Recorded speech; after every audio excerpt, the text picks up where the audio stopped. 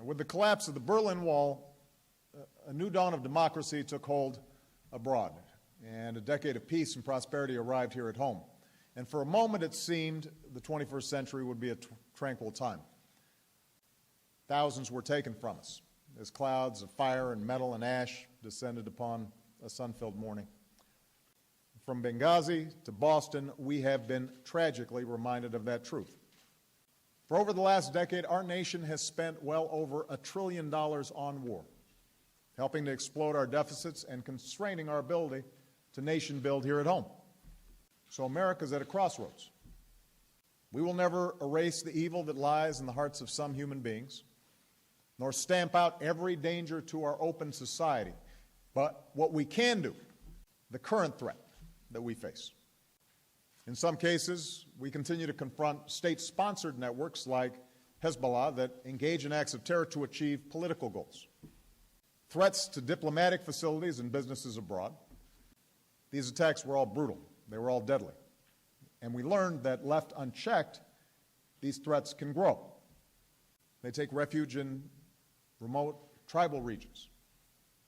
Times when putting U.S. boots on the ground may trigger a major international crisis.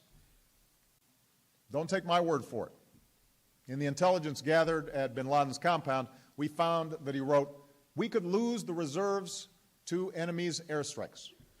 We cannot fight airstrikes with explosives." Within a week, Congress overwhelmingly authorized the use of force. And yet, as our fight enters a new phase, America's legitimate claim of self-defense cannot be the end of the discussion, or even effective. Is not to say it is wise or moral in every instance. We must and will continue to support our troops until the transition is complete at the end of 2014. And for the families of those civilians, no words or legal construct can justify their loss. The very precision of drone strikes and the necessary secrecy often involved in such actions can end up shielding our government from the public scrutiny that a troop deployment invites. He helped oversee the 2010 plot to detonate explosive devices on 2 U.S.-bound cargo planes. He was involved in planning to blow up an airliner in 2009, even against a sworn enemy of the United States. Is the hardest thing I do as president. But these decisions must be made, given my responsibility to protect the American people, but raises serious constitutional issues about presidential and judicial authority.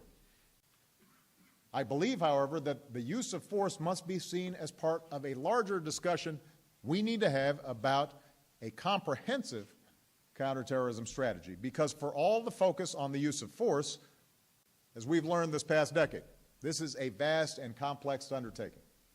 I know that foreign aid is one of the least popular expenditures, particularly as a wave of change washes over the Arab world. We should be grateful to those diplomats who are willing to serve there. Through such a comprehensive strategy, we can significantly reduce the chances of large-scale attacks on the homeland and mitigate threats to Americans overseas. Now, thwarting homegrown plots presents particular challenges in part because of our proud commitment to civil liberties for all who call America home. Now, all these issues remind us that the choices we make about war can impact. That's what our democracy demands. So we bring law of war detention to an end, and we are committed to prosecuting terrorists wherever we can. I once again call on Congress to lift the restrictions on detainee transfers from Gitmo.